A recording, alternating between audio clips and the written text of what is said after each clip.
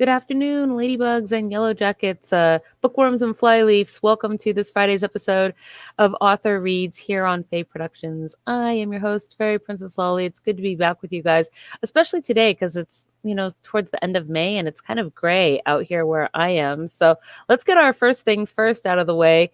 Today, we're going to like, subscribe, and boo the bell. So we do something new to our bell every show. And today, we're going to boo the bell because of the theme of your work. So also, I would like to please give a shout out to today's show sponsor, which is Eclectics Marketplace, run by Bruce Goodman. And Eclectics Marketplace is your resource for all things Renaissance, medieval fantasy, Celtic, Viking. They are a free-to-use index site of listings for other crafters, performers, service providers, guilds, events.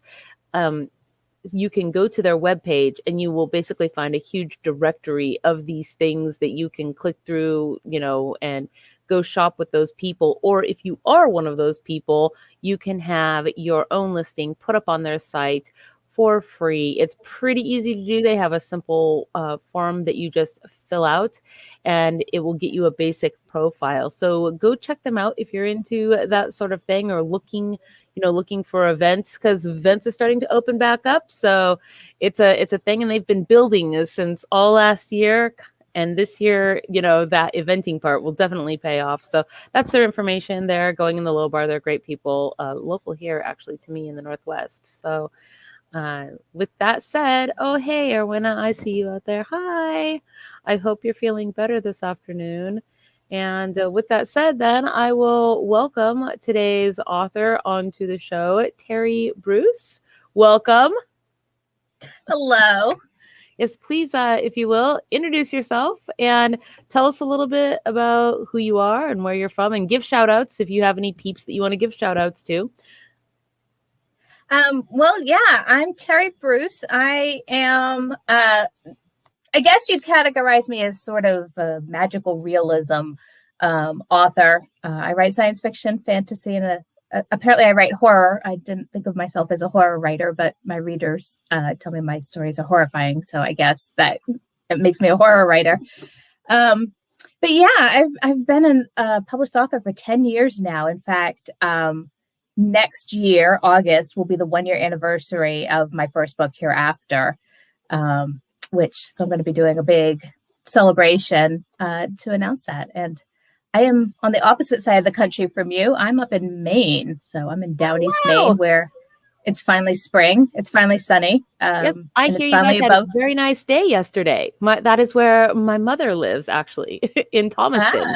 Oh, okay. She's not that far from me then. Yeah, I'm a little north of her, but yeah, finally, and today's not too bad. It's going to rain all weekend, but it's only above 50 degrees, so yeah, I can take that. I don't think there was snow out there or something earlier this month, because she sent me pictures. I was like, what is even happening in your state right now? Doesn't it know? Did it miss the memo about the weather at the time of year? Yeah, I still have the stakes around my driveway for the snowplow, and I won't take those down to Memorial Day because we have had snowstorms like Mother's Day weekend and even all the way up till June, the first weekend of June. So, yeah. And so now, so you've got some horror in there with your books, and then also, so I know that these books today that we're looking at are about a ghost. I've got that correct? Okay, that's what I gathered from reading the synopsis. So I'm curious now, is this inspired, you liking to write about this, inspired by living in the New England area? Because there is quite a rich history of horror and ghostly things up there. This series is kind of the intersection of a bunch of interests and experiences. The major element of this series is I love folklore and I love folk tales, and I love like the origins of myths. I love tracing back the origins of myths and seeing the commonalities across cultures and how stories have evolved as they traveled the globe.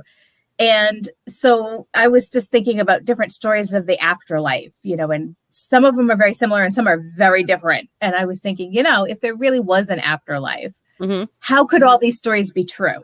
And so I started sort of like the blind man and the elephant kind of thing. Like, what would it look like if all of these elements were true?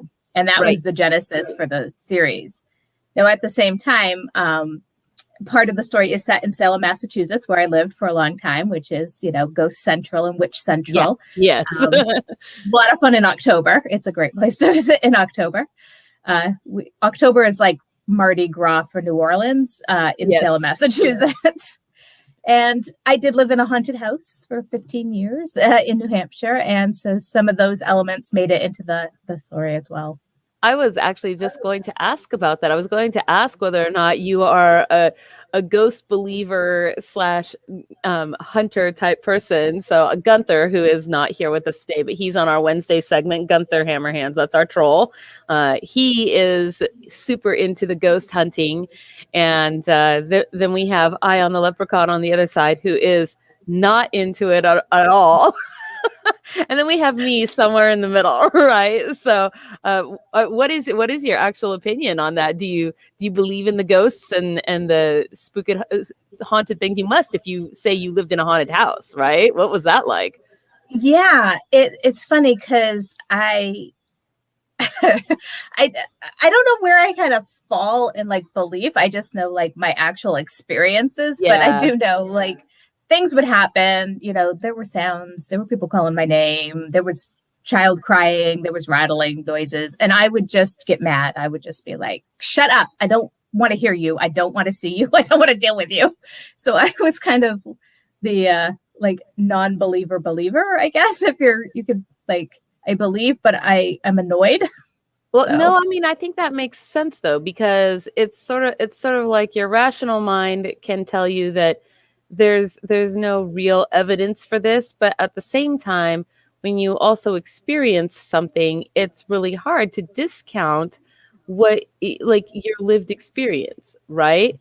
And so that's kind of how I feel a little bit too. Like I've had strange experiences with no explanation in my life that I'm like, I'm not sure what these are or were, but I'm pretty sure they happened. Something happened, whatever it may have been. So that's pretty cool. What is your favorite of all your folklores that folklore story, ghost story, whatever? What is the favorite one you've ever come across? Oh gosh, there's a lot, but I think my favorite was when I was writing the book. There's this sort of general, story that cats are the guardians of the afterlife, right? So I started researching that. I love cats. I have a million cats. So I wanted to kind of trace that. And then it turns out I couldn't find that story. So I was like, I think the Mummy made that up when they included that in the movie.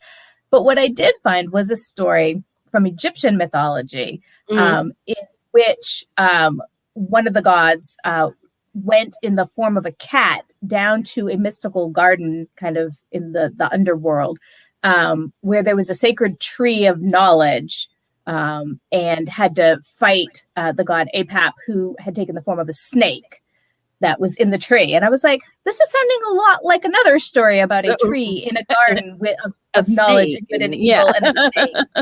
And sure enough, it's kind of the origin of Adam and Eve in the Garden of Eden. It's built off of an older story from Egyptian mythology. And so finding those kind of connections is always fascinating to me. That's pretty cool. Well, so I kind of thought that cats were supposed to also have a kind of a preternatural ability to see ghosts. Isn't that one of the things they say, that cats can either sense them or see them much better than we can as people? Cats can definitely do something, because sometimes, though, I think my cats are just trolling me because they like to, look at something over your shoulder. And when you look, they're like, oh, there's nothing there. And you're like, what were you looking at? That was creepy. Yeah, no, you were looking at something, cat. Don't lie. Yeah, exactly. I think the cats are just trolling us, though. We used to, I was just talking with my mom about this whole kind of thing recently, because one of the houses that we used to live in when I was younger, like a teen, there I had in my bedroom, like we used to always hear noises in this house, and it was in this particular place that our cat used to go in and out of my bedroom when I wasn't home. Like I would leave the house and the cat would be, say, outside the bedroom, but I would come home from school and then the cat would be in the bedroom. And we also found, I had a stepbrother and he had a giant lizard and it went missing for 2 weeks. It just somehow went missing. And 2 weeks later, in the top floor of the house, the lizard was in my closet where my cat found it. And boy, believe me, I screamed when I was like, "Oh, there's something in there! There's something in there!" And then like, when I finally like started moving clothes and boxes and shoes or whatever, and all of a sudden this lizard was hissing at me, and I was like, "What?" Yeah, I would not like that.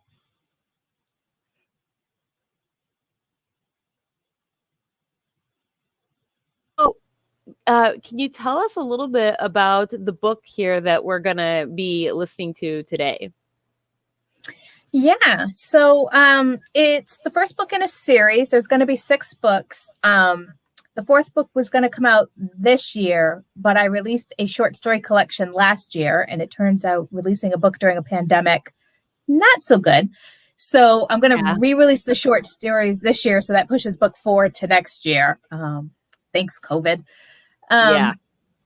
So it's a series about a woman who dies and gets stuck on Earth as a ghost. Is kind of the short version. She dies drunk driving. She's a party girl, and she's just kind of drifting aimlessly through life. And then so when she dies, she's kind of realizes she's wasted her life, and it sets her off on this odyssey to figure out the afterlife. Like, why am I stuck here as a ghost? And how do I either move on or go back and be alive again? She keeps hoping there's a magical option to, like in the movies, rewind and get a second chance. So it sets her off on this odyssey to try to kind of turn this event around for herself. Interesting.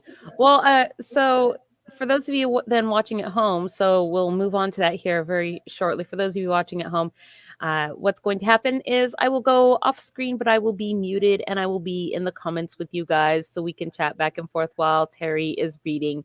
And I will, I'll take questions from you all. And when she is done, then I will come back and we will ask her the questions and hear the answers. And then we will go on to our live drawing. And we also have a special Patreon only bonus this afternoon as well after the show. So with that said, are you ready to read? I am. All right, here is your screen. Awesome. Thank you. All right. So I'm reading from Hereafter, which is the first book in the series. I'm actually going to start with chapter 2. And what's happened is the main character is Irene Dunphy, and she has woken up on the side of the road after a night of drinking hard with her friends and bar hopping, and doesn't have any memory of what's happened. And she's gone to visit her mother, and her mother can't seem to see her or hear her. So Irene's freaked out, and she's running home to go get her car because she thinks her mother's had a stroke and needs to go to the hospital. So Irene's running down the street right now, kind of in a panic. Irene's heart raced. She was running blind without any other thought than to get her mother to the emergency room. Suddenly, as if out of nowhere, a boy appeared in her path. She veered around him, intending to continue on, but something about him made her skid to a halt. She turned around to look at him and realized he was staring at her, his face a mass of astonishment, his mouth hanging open. "Hey, kid, watch where you're going," she said, more confused than annoyed. He was maybe 14 and nearly as tall as her, at that beanpole stage, as her grandmother had called it, the tall and scrawny look of one growing too fast. The little bit of his face, visible under a curtain of straw-colored hair, was pointed and sharp, cheekbones, chin, and nose. His hair, cut in an asymmetrical bob that left it longer in the front than the back, was parted on the side and hung in his face, concealing his left eye. Somehow, the way one washed-out hazel eye was visible and the other hidden reminded her of Pete, the dog from the Little Rascals. She realized he hadn't moved a muscle and was still staring at her gape-mouthed. "Did you hear me?" she asked. He gave a little shake of his head as if he was doing a double take. The motion caused the curtain of hair hanging over his eyes to sway. Yes, he said in a slow, cautious, drawn-out way. Why are you staring at me? Well, it's just because, you're... He trailed off. Irene narrowed her eyes. What? The boy turned beet red and took a step back, giving a hard gulp that made Irene fear he had swallowed his tongue. Well, dead, he stuttered. Irene looked around sharply, scanning in both directions. She expected to see kids jumping out at her with squirt guns. It sounded like the kind of thing they'd do. They would soak her and shout, "Ha ha, got you, you're dead." Only there was nowhere to jump out from. There weren't any trees or parked cars here, only Mr. Mackenzie's lawn, cut with Stepford-like precision in one direction, and the Robella's confusion of flowers, which had progressed from neat raised beds to tangled jungle over the years, in the other. Irene turned back to the boy and looked him up and down with a critical eye. He didn't look like a troublemaker.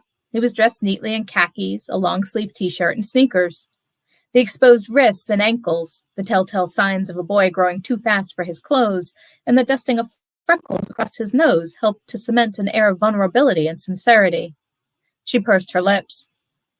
Okay, you know what, smartass? I'm having a bit of a personal emergency at the moment.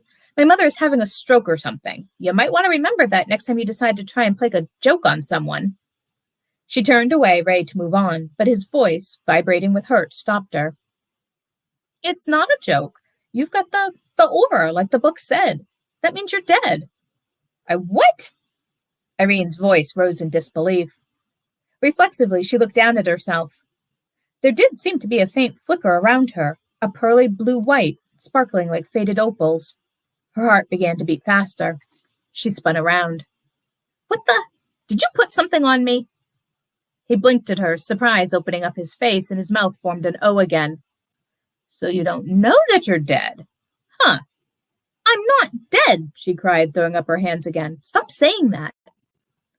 Some of his surprise seemed to have worn off, and now he studied Irene with relaxed interest, seeming to assess her much the same way she was assessing him. He balanced on one leg and scratched the back of it with the sneakered toe of his other foot. I'm really sorry, he said, and he really did sound sorry. For some reason, his sympathy frightened her more than anything else. She backed away, shaking her head in disbelief. Then she whirled away from him and fled, racing for home. Behind her, she heard the sound of sneakers slapping pavement. She looked over her shoulder and saw the boy at an unhurried pony trot following her. She slowed as she approached her driveway. The boy came to a halt beside her. Stop following me, she said, unafraid but exasperated, as if speaking to a stray dog. Somehow, the scrawny, pale, interested boy was about as frightening as toothpaste. Car accident, huh? That sucks. She stared at him. He was studying her house and yard with the same rapt fascination with which he had regarded her. What are you talking about? However, as she glanced at her car, she could see that it had the same pearly blue glow that seemed to surround her. The boy shook his head. I'm sorry, he said. I'm not dead, she shouted in exasperation, but her heart was thumping uncertainly. Then how did you end up on the side of the road? A small voice inside her head asked. He frowned at her. You didn't kill yourself, did you? He asked doubtfully. I heard how you can kill yourself by sticking a hose from the tailpipe into the car. Of course I didn't kill myself, Jesus! She shot him a look of deep disgust. And I'm not dead. Despite her words, the sinking feeling in the pit of her stomach worsened. As she looked at her hands and arms again, confirming that the weird glow was still there. Something dark in the grass of Jamaica's yard caught her eye. Kitty was lying with his head cushioned on his front paws, a droopy, depressed look on his face. Jamaica must be home. Squaring her shoulders and shooting the boy another look of reproach, she marked up Jamaica's front walk. I'll prove it, she said, more to herself than to him. Kitty's ears perked up and he jumped to his feet, watching Irene. He gave a small, inquisitive growl and thumped his tail again. Irene mounted the steps and rang the bell. Kitty followed her movements with interest. As the doorbell chimed, he let out a short bark and his tail began to wag furiously. A sound behind her made her turn her head. The boy had followed her up the stairs. Why are you following me? He shrugged. I don't know. You seem kind of lost, like you might need some help. Well, I don't, so go away. Shoot. He retreated to the sidewalk. Irene rang the bell again. Coming, Jamaica called from inside. The boy was still there, watching her. What are you doing? She asked. I want to see what happens. His tone intimated that he was expecting it to be something, if not exactly bad, at least interesting and possibly quite amusing. Irene sputtered incoherently. The door opened, interrupting anything she might say. Jamaica frowned and then leaned past Irene to look in both directions, calling out, Hello? Irene waved a hand in front of Jamaica's narrow, angular face. Jamaica, can you hear me? Hello? Kitty barked again and turned in a small circle, quivering with excitement. Jamaica stepped back as if preparing to shut the door. Irene heard her mutter, Odd, under her breath. Without thinking, Irene put a hand to the door to stop Jamaica from closing it. I don't think you should do that, she heard the boy say. Jamaica frowned at the stuck door. She pushed harder, trying to force it past the resistance. Irene stood firm, holding the door with both hands. Jamaica, she pleaded, come on, you have to be able to hear me. Jamaica pulled the door open again and Irene's heart leaped, but Jamaica only peered at the front of the door, looked down at the threshold, and then tried to shut it again.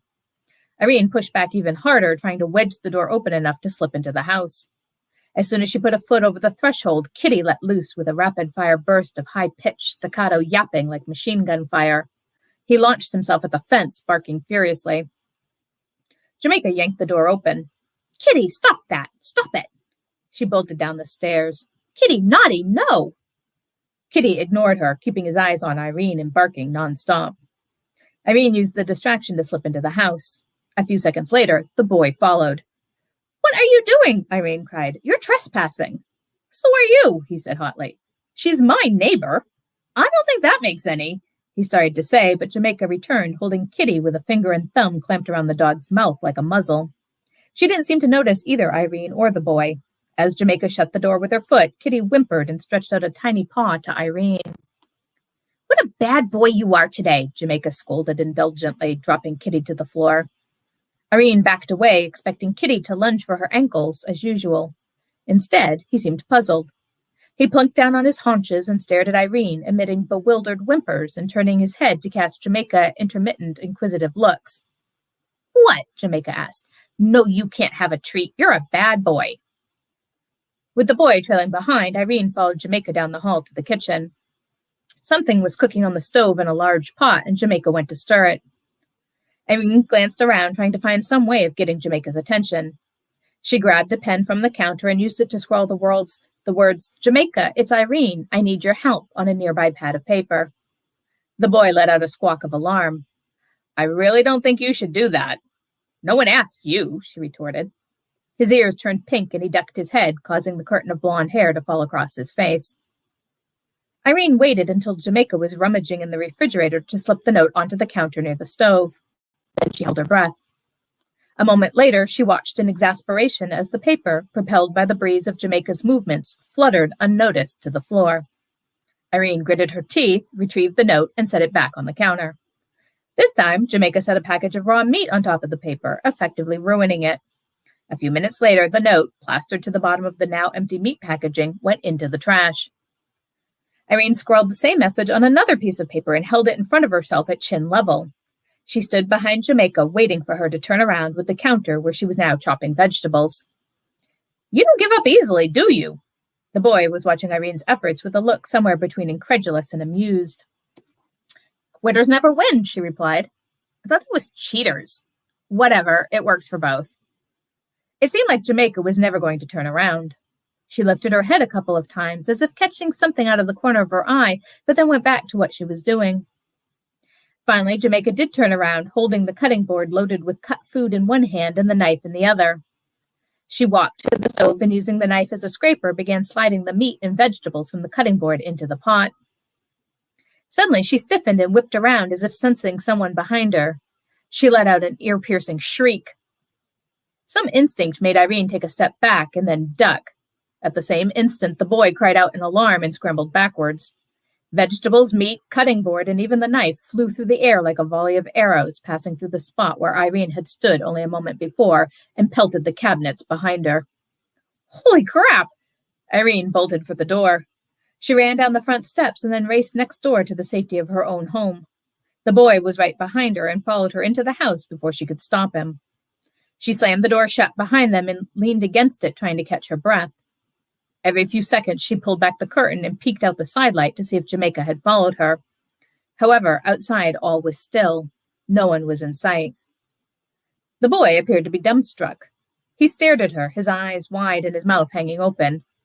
"So that was kind of crazy," he said finally. "I didn't see you doing anything to help," she said angrily. "Now start talking. What's going on?" His expression changed to one of nervousness. He shifted uneasily from foot to foot. "Look, I gotta go." "Oh, no, you don't." She grabbed him by the arm. "In here." She dragged him across the hall and thrust him into the living room. "Hey, hey!" The boy flailed his stick-thin arms in protest. "This is accosting a minor. You can't do that." Irene let him go, suppressing a smile as she did so. "I'm pretty sure there's no such crime as accosting a minor. Now talk. Who are you?" The boy pushed his hair out of his eyes and peered around the room. Jonah Johnson. I live a few blocks from here." He turned in place, taking in everything. "I like your couch. So why do you keep saying that I'm dead?" He looked at her, one eyebrow raised. "You're glowing and no one can see or hear you. That sounds like a ghost to me." "A ghost?" She didn't like the sound of that, but he seemed sincere. It would certainly explain everything that had been happening to her. She looked him up and down again, almost ready to believe him. "Wait a minute. You don't glow. Are you a ghost?" He suddenly looked furtive, his eyes dropping to the floor. "No." "Then how come you can see me?" Well, that's kind of complicated." "Ha! That's what I thought," she said triumphantly. "Nice try, kid. You're obviously some kind of delinquent. I don't know if this is just for kicks or what, but I'm calling the police." She headed for the kitchen. "Hey!" he cried, trailing after her. "I'm an honors student." "That doesn't mean you're not a delinquent." "Huh," she heard him say. "I wonder if they have police in the land of the dead." His voice deepened in an imitation of a television announcer. "Cops on Dead Miami." Then it rose back to his normal pitch. "That'd be cool." Irene crossed into the kitchen and picked up the phone. "We'll see how much of a smartass you are when they're threatening to throw you into juvie hall." "For what? I didn't do anything." "Then start talking." "I told you." Irene paused in the middle of dialing the phone, waiting for him to finish the sentence. The silence stretched out. She turned around. The hall was empty. "Jonah?" Irene moved back down the hall, peering into the other rooms and calling his name. "Jonah, this isn't funny." It only took a minute to realize that he was nowhere to be found. She was alone. The boy was gone. 3. The gin and tonic she had mixed earlier was still on the hall table. She grabbed it and drained the glass in one long swallow. "Okay, think, Irene." The sound of her voice was reassuring in the silence. With the boy gone, the house suddenly seemed incredibly empty. "Think, there has got to be a logical explanation for all of this." She thought about that last sentence. Okay, a logical reason other than being dead. A boy who disappears into thin air, the inability of anyone to see or hear me, waking up on the side of the road. She bit her lip, contemplating options. Other than the whole being dead thing, she couldn't think of a single thing that would explain what was happening to her. What if she was dead? What then? No. She refused to believe that. There had to be something else going on. There was no way she could be dead. Think, she told herself. She needed help. How was she going to get it? She could always go back and leave a note for Jamaica to find, by the bed or in the living room perhaps. But what would be the point? The whole idea had been stupid from the beginning. What did she actually want Jamaica to do? How was Jamaica, or anyone she might try to contact, supposed to fix whatever was wrong with her if she herself didn't know what the problem was or how to fix it? A heavy, dull ache began gnawing at the pit of her stomach. She went to the kitchen and mixed another drink, pausing to take a swig of gin straight from the bottle for good measure before putting it away. The greasy, scalding burn of the straight gin was like a dash of cold water to the face and momentarily subdued the rising panic. She downed half the glass in one gulp and began to feel like she was in control again. She set the glass down and looked at her hands and arms and then at her torso and legs. The glow extended all around her body. She noticed the occasional odd flash of light when she moved suddenly, like sunlight reflecting on a mirror. Could I really be dead? She had put a hand to her chest. How could she be dead when she could feel her heart beating, her chest rising and falling as she breathed, her skin growing clammy from fear? Besides, when you died, wasn't there supposed to be a white light and a tunnel, then heaven? She racked her brain, trying to remember everything she knew about life after death. What was it the boy had said? Something about this being the land of the dead and that she was a ghost? Well, what about him then? He'd said he wasn't a ghost, but clearly Jamaica hadn't been able to see him, and he had just disappeared into thin air. Maybe he was the one who was dead and didn't know it. Maybe he was the cause of all of this. What about the mail and all the voicemails? The little voice asked. Irene shook her head as if she could physically dislodge the thought. She wasn't sure what to do next. The house was quiet and still. She felt the thick, gathered paws pushing around her. She shivered. She crossed her arms, trying to smooth away the goosebumps. How could she get goosebumps if she was dead? She grabbed her drink again. Just at that moment, the phone rang, causing her to jump. Her drink crashed to the floor. She stared at the phone stupidly, and then, recognizing Lorraine's phone number on the caller ID, she grabbed the receiver. Lorraine? Irene? Yes, it's me! Relief flooded through her. Lorraine could hear her. There was a pause, and then Lorraine said, Hello? Lorraine, can you hear me? Hello, Irene? Relief fizzled away. Disappointment washed over her, so strong her knees buckled and she grabbed the counter for support. The line went dead. Lorraine had hung up. Slowly, Irene replaced the receiver, numb with shock. The phone rang again. Irene let the answering machine pick up this time. Hey, Irene, it's Lorraine. I've left you some messages. Well, call or whatever. Irene cleaned up the spilled drink, sweeping the broken glass into a dustpan and dumping it in the trash, and then mixed herself another. She wandered back to the hall and then back to the kitchen and finally to the living room where she dropped heavily onto the couch. She sipped her drink, not really tasting it. Then she spied her laptop across the room on a chair. She fetched it, firing it up with mounting excitement. Email! Yes, that's it. Email! I'll email everyone and tell them what's happened, she thought through a fog of mounting hysteria. Even as she thought it, dully watching the computer scroll through startup screens, the drunk emailing incident of a few years ago, which had led to then-boyfriend Chase becoming ex-boyfriend Chase, came to mind. The part of her that was still thinking rationally pointed out that maybe it wasn't such a good idea to email anyone until she knew for certain what exactly was going on. You still don't know what you want anyone to do, she thought. Call a doctor? Perform an exorcism? What exactly was the remedy here? She stared blankly at the computer screen. After thinking hard for a moment, she launched the internet browser and typed life after death into the search field. Excellent. Now she was getting somewhere. I think I'm going to stop there. So if you want to know what happens to Irene and Jonah, the only person who can see her, then you'll have to get the book. All right. That would be pretty frustrating, all of those little things, right? But can you imagine just doing that, like doing a search for life after death and then slowly like having this terrible pit in your stomach, like yeah, that would be pretty shocking, I think. Well, so we do have a couple of questions here from the audience, and let me find my banners here and swap back to this one. Okay. And so let me go pull up those questions. Okay. So one is, what was the most troublesome set of beliefs about an afterlife to incorporate into your story? That is a good one. I like that. And it's not about the afterlife per se.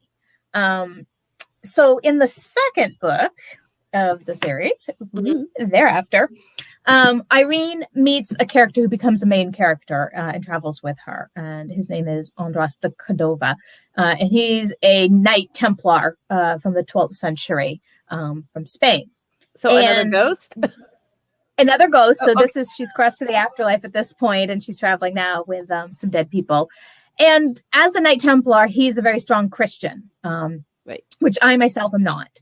And so writing a character, I wanted his beliefs to be sincere, and I didn't want to mock his beliefs. He believes very firmly, that God is a real person. He believes, you have to kind of follow the Bible literally, and he tries to live his life that way. And so I wanted to write this character with sensitivity. I wanted him to feel real. And even though I don't share his beliefs, I didn't want to make him a caricature.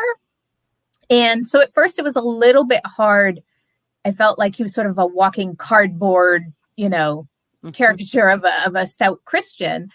And slowly, just working with the character and working on writing him, I've actually grown to have great affection for him. And he's become readers one of their favorite characters, actually. He's grown, he's softened a little bit, not quite so rigid as he was when he first appeared. But it was a good exercise for me to be able to do that, to write a character that you don't necessarily agree with, but to treat that character with sensitivity and like they're a real person. So it was challenging, though. So building on that a little bit, then I'm curious. So you said he was 13th century. Is that what you said? So 12. He died. Yeah, 1194. He dies. Yeah. Okay. So so 1100. So when you write about what his beliefs are according to Christianity, did you actually research the version of the Bible for that time period of the 1100s? Because it, not the same back then as it is today, right? So do you actually use like an older version of the Bible? It wasn't necessarily so much the Bible, but I did. He belongs to a real order that existed, and I did research like their beliefs. This was the order of Templars that accompanied pilgrims on the Compostela, which is the road to St. James when they were doing the pilgrimage from basically France across Spain to. So his order would have been the people protecting the pilgrims on that pilgrimage. And so they had a set of tenets and beliefs. They were the only of the 4 Spanish orders that could marry. And so I incorporated sort of all those beliefs and what the actual beliefs that they would have lived by, the code of conduct. They were chaste except for marriage. They were celibate, and all those kind of things. And there was also burnings of heretics. And so there is a reference. There's a scene that I like very much. He in the second book where he says to Irene that she reminds him of a woman that they burned, that she was very defiant until the end. And Irene says, do you regret that incident? And he says, I regret that she didn't repent and accept Christ. Like, I wish she hadn't died. But for him, he doesn't see that he was wrong because those are his beliefs. And he still believes 800 years later that they were doing the right thing, burning heretics. So it was like scenes like that were a little bit tough to write. And again, like treat him with respect. He believes he's doing the right thing. And he believes that, kind of that his guiding principles make him a better person. And I didn't want to kind of poop on that. But at the same time, I'm horrified. Like, you can't burn people, dude. Like, that was a horrifying time in history. So, yeah. Most of history was pretty horrifying in its own ways, right? That. Yeah. Okay, so next question here. I was going to say, we've come a long way. We still have a long way to go. But yeah, definitely back in the, those days where people were quite superstitious. So let's see. Yeah. What made you want to start your series? I think that's supposed to say series about a girl in a car accident. And where do you get your, so this is supposed to say inspiration because I think it got cut off and then she finished it a couple, my eye itches, but yes. So you get the idea here. Yeah. So we talked about this a little at the beginning of the show, but diving into that question a little deeper. So there were a couple of things that brought this series to life. One was in college, my husband and I, because we're huge nerds, wrote an encyclopedia of all the people, places, and things that occur in Arthurian literature. So stories about King Arthur and the Knights of the Round Table, from Nennius, which is, I think, 450 AD, up to Mallory, which is 1350, I think. And what was interesting in doing that was going back to that tracing mythology and stories. And what you could really see, what was super interesting during that project was you would see if a writer in France made a typo or introduced a character, and that character next showed up in a King Arthur story from Italy, then you knew the French and the Italians were talking to each other, either through trade routes or wars or whatever it was. But you could see and actually kind of map culture and the flow of culture and the exchange of ideas. And so that was interesting to me. And so, as I mentioned at the beginning, like I was interested in doing that for Afterlife mythology. Now, the reason the Afterlife was on my brain was because when I started writing this story, my mother had died in January 2009 and died very suddenly, very unexpectedly. So the Afterlife was sort of on my brain and, thinking about death and then thinking about, because part of, when we were preparing my mother's funeral, like everybody's got their own ideas about what has to be part of the funeral, right? Like your funeral rites, like you got to do this, you got to do it this way. And so just thinking about like, where do those things come from? And, and all of our funeral and death traditions and exactly. And how old are some of those traditions and where did they come from and what are the earlier traditions? And then the story sort of crystallized. And then the part about, how did you think about a woman in a car accident who's a party girl and an alcoholic, which is also very different from me. I don't drink at all. So writing about an alcoholic who's definitely got a drinking problem. It was, I think, October, and I was driving down the road, this lonely kind of backcountry road, and it was a full moon, and this full like harvest moon rose on the horizon, this giant orange moon. And I had this feeling like I was driving into the moon, and it was this beautiful feeling and experience. And all of a sudden it just popped into my head, like if I drove into the moon and died, like it was almost like I had died. I was like, I feel like I'm died and I'm having like this out of body experience and I'm lifting up towards the moon. And then the story just sort of came into my head, this character, and she just sort of started speaking to me. And from there, it just took on a life. It's kind of a cool way to have like an epiphany for the whole story. It sounds like an awesome way to have it occur. So let's see here. And the moons up there can actually get super cool too. Like we're having a super blossom blood moon or something next week, I think it is. And there's a lunar eclipse. Yeah, there's a full getting more elaborate. It's like a 1 in, I don't know, 100-year thing or something, but there's a lunar eclipse with a full blood spring blossom moon or something next week. So it's viewable in most of the United States, apparently. Let's see. Are you ever surprised at how your character develops or characters develop? Always. There are writers. There's kind of two camps of writers, right? Like there are writers who feel like they're making up a story. And I don't understand those writers because I am in the other camp, which is the story is a real thing that happened. And I'm just like, transcribing it. Yeah. Like, I have no control. And my husband always wants to argue with me because like when I'm stuck on a story idea and I'm like, the characters, I have this metaphor that I use. So there's this wonderful movie called You Can't Take It With You. It's a Frank Capra with Jimmy Stewart. And the mother is this, she's just this total like lunatic, but she writes plays because a typewriter was accidentally delivered to the house.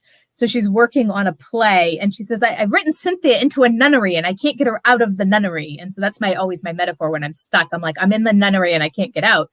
And so my husband's always like, but you can do anything, right? Like just make the character do this X, and I'm like, but that's not what happened. Like, that's not how the story actually goes. And he's like, you do know that you are writing it. And I'm like, I'm not really in control. The characters tell me what's real. Yeah. And so for this story, Jonah, who we meet, that scene that I read from was supposed to be Jonah's only scene. He shows up, he tells Irene she's dead, he disappears. Jonah is now a co-main character. He's continued through all the books, and it's become his story as much as Irene's. And I did not plan that at all. He just refused to leave. He showed up and was like, my story now.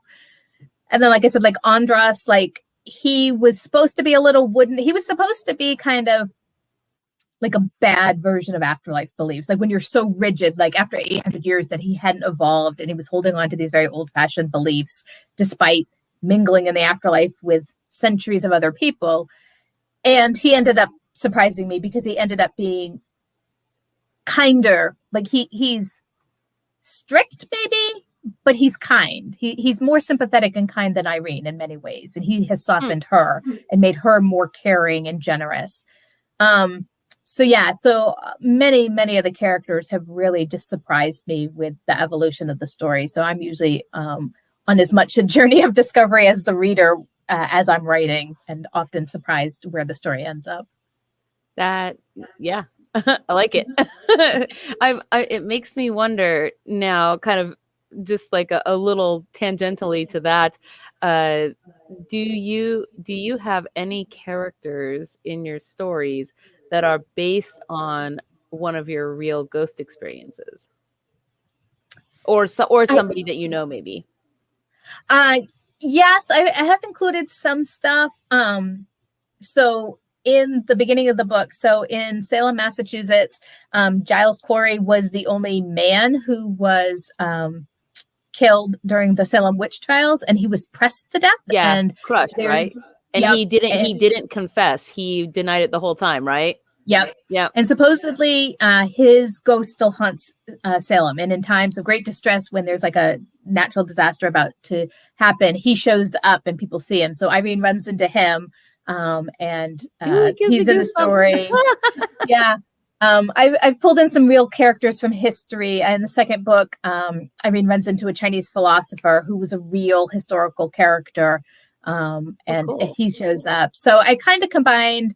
And then some of the other ghosts from Boston and some of the haunted places from Boston. So in Boston, there's supposed to be a couple of women who are seen strolling on the common, and they're in there. I've got some Revolutionary War soldiers, including some British soldiers, just hanging around in Boston from the Boston Massacre. I tried to include some history because I am also a history nerd. And then some real ghost sightings and real ghosts, as well as historical people, as well as made up stuff. Nice. Well, here's the time. I usually ask the last question and give that time to people to put their name in the comments. I sort of got wrapped up in our conversation, though, and forgot to do that. Now is the time, folks. Put your name into the comments if you're out there for the drawing, and I will get you onto the Wheel of Win. So we have all of our Patreon patrons on the wheel and our YouTube subscribers. There's strange noises going on above me. So also on the wheel. So okay, I see you out there. I've got you, and I'm gonna give you a few more seconds to do that. Okay, I got both of you guys that I see out there. So yes, so you guys, you can have a maximum of 3 entries. So you get one by putting your name in the comments, of course, and then you can also get an additional entry by being at any level on our Patreon, and an additional entry by also being on our YouTube, joining the channel, which you can do by hitting that button that's right there that says join. And also that supports all of our work here as well. So we super appreciate that. And then, okay, so I'm going to go ahead and share our screen here and pull up the wheel. And this is for a copy of Hereafter then. Yes? Yes. Yes, perfect. Okay. Here is our list of names. Woohoo! And we will get you guys on the wheel. All right. Pushing the go button. And Joshua Donovan, congratulations. You are the winner of today's copy of the book. So we will be following up with you after the show. And thank you so much for being out there and being one of our YouTube and Patreon, I think, actually, supporters. So that's pretty cool of you. And with that said, it kind of brings us around here to the end of our show. We are having a Patreon bonus after the show, and I will be putting that up on Patreon. And Terri, did you want to tell everybody what that's going to be? Yeah. So there's kind of a whole history with this series. It was with a publisher. There was a little problem with the publisher, and I had to sue the publisher and get the rights back. And that happened right before the second book came out. So the cover art for the second book was done, and there was originally a different cover for the first book. And so for the Patreon supporters is the never before seen cover art for the second book, the original cool. cover art that was never released, as well as the first. Yeah. All right. Well, there you go. A little bit of a like that's super unique. That's cool. Like never before seen, just for you guys out there. Exactly. So, is there anything that you would like to say to everybody before we let you go this afternoon? Just, thanks for everybody for tuning in. And like I said, so my short story collection Souls is out, but it's re-releasing this year. So I'm going to be having like some Facebook parties and some online events and stuff. So follow me, Facebook, Twitter, sign up for my mailing list. You can find that on my website if you want to find out more about that. And there'll be giveaways. And I'm also doing some guerrilla marketing stuff for Hereafter. So there is potential for more free copies if you sign up for my mailing list. So I also saw you had a Goodreads as well. So yep. All right. I love Goodreads. I'm on Goodreads. Yeah, I'm on Goodreads. I like to hang out. I like to do anything that involves not writing. So I hang out too much on social media is my way of procrastinating. But I love talking to people. So just hit me up and say hi. Perfect. That sounds awesome. Well, thank you so much for being on the show today. And it's Friday. You guys, tomorrow is a hedge game. So 7 p.m. in our Discord. Hedge game. Please feel free to join us. If you don't have a persona, you can come a little bit early. I'm usually hanging out there. I can help you with all of that. And then also I want to remind everybody as well, since our next show, I'm knocking things over on my desk. Since our next show isn't till Wednesday, it'll be Fae News. In between, we still have, today is the 21st, so we still have 10 days left in our Dross auction for a free room at Fairy Blossom Festival.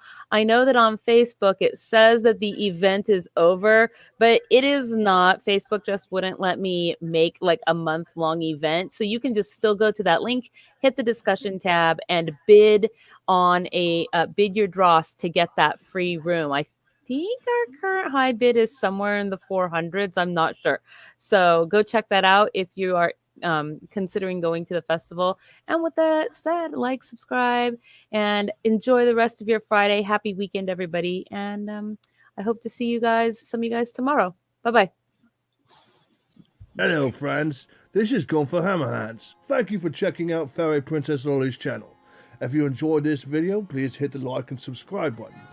Use your troll hammer to ring that little bell icon to get notifications when she posts future videos.